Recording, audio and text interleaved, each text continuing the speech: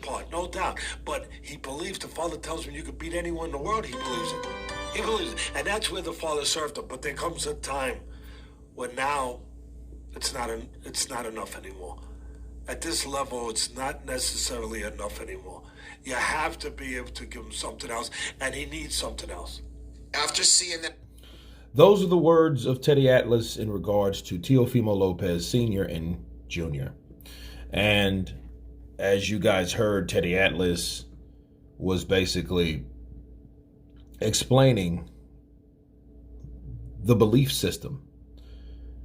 See, Teofimo Jr., he believed everything Senior said, okay? He believed him as a kid. He raised him. Everything he said, he believed. He believed, hey, you can beat that guy, you can beat that guy. But nowadays, that's not enough. So basically what Teddy Atlas was saying is Junior needs to find someone else that's less emotional, more practical, but just as effective, that Teofimo Jr. respects. But the question is, who will that be? If that is a person that exists, because the father-son trainers relationship a lot of times, like look at Felix Trinidad, for example, Senior and Junior.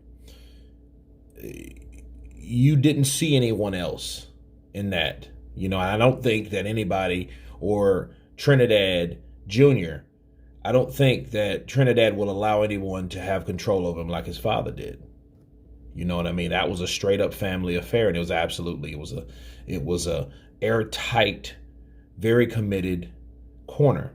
Okay, because the uncle was there, the uncle, the father, the brother, and him, the fighter. So in this situation, you know, you have Lopez Sr., you know, now they're fighting guys that are on the level. And not only they're on the level, plus they're hungry. So a lot of people ask me, oh man, did he underestimate Kambosos?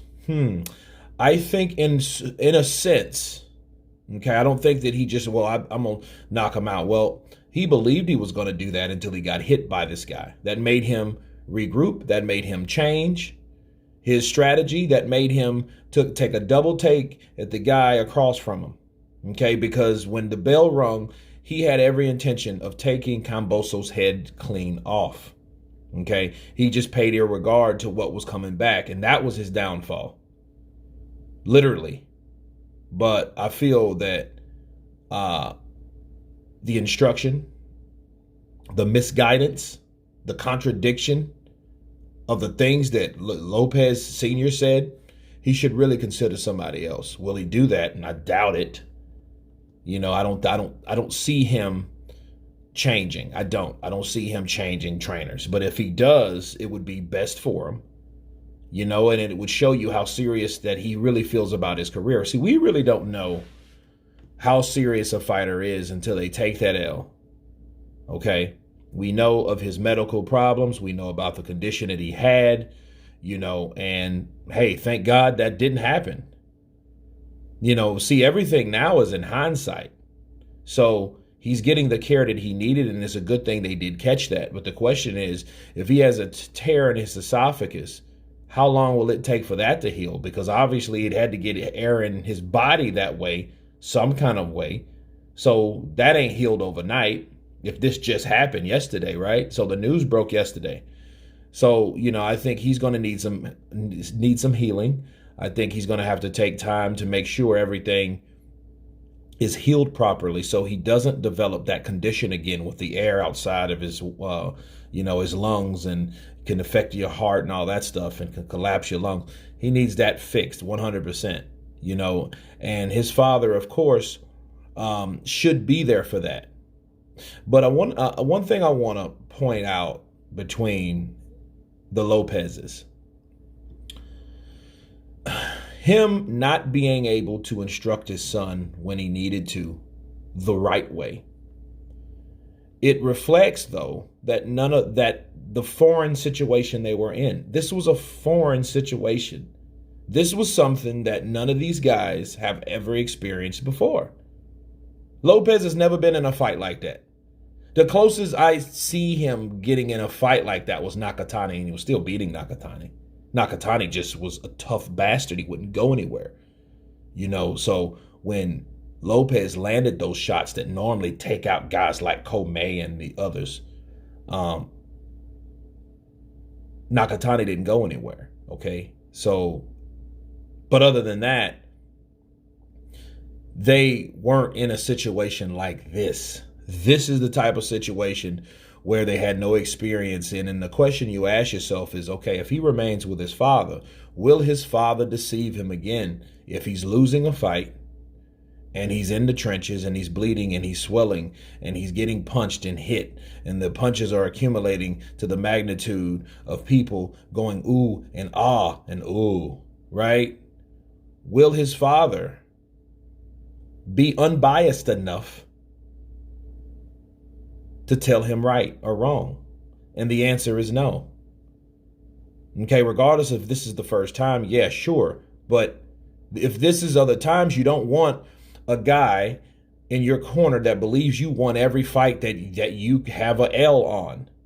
And that could easily happen to Lopez Jr. If he gets deceived by his father will tell you won that, you won that. Then you'll both be some delusional mofos. Okay? And then none of you guys will really see. And then, you'll be no different from the people that you talk about. Okay? So at the end of the day, unless he gets knocked out, which Teofimo obviously is a tough guy. He's tough. He's tough. He's very powerful. He's very talented, but I think this was a learning experience that he should have took.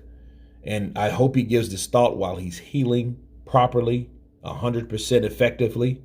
I hope this is something that he thinks about, maybe have his dad as, a corner man, but hey, have someone else in there to get at least a second opinion, because if he lets his dad run the show, his dad will get him right back in the same situation. Okay. And I don't see, I know they may take a tune-up fighter or something like that. He's not a champ anymore. So, to get him on track to see how he conducts himself, get him a knockout or whatever, or a stoppage, and they'll be back. But will that spike the interest of the delusionalness again from Lopez Jr. Senior? Because, hey, the apple don't fall too far from the tree. He believes his father. So that may be the reason why he thinks he won 10-2, because he was the one that said that. But how did he feel that right after the fight? But anyway, you guys tell me what you think of Teddy Atlas's critiquing of Lopez Sr. Of course, please subscribe. And you guys been Counterpunched. Peace.